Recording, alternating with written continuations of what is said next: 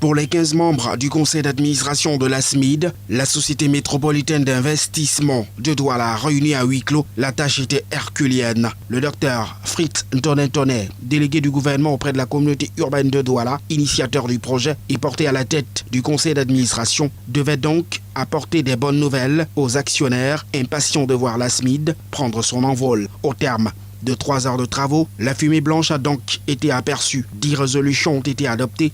Nous, on a 2 projets pilotes de marché de New Daido. Nous connaissons déjà l'entreprise qui va faire ce marché.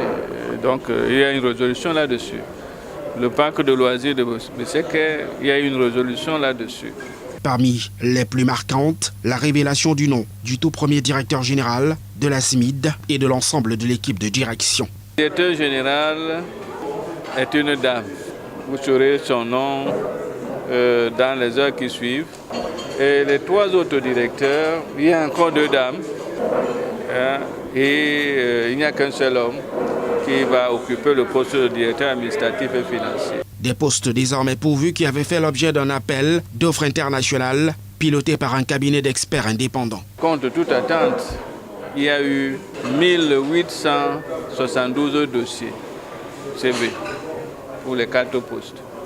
L'équipe dirigeante connue capte désormais sur les projets qui sont inscrits dans le portefeuille de la SMID. Il s'agit entre autres de la réhabilitation du marché New Daido pour un montant de 6 milliards de francs CFA, de la construction du marché de Bonam Sadi à hauteur de 8 milliards de francs CFA ou encore de l'édification d'un centre de conférence international qui coûtera la bagatelle de 15 milliards de francs CFA. Les travaux devraient débuter sous peu une fois l'opération d'indemnisation des commerçants installés effectuée. C'est une opération qui peut prendre un mois.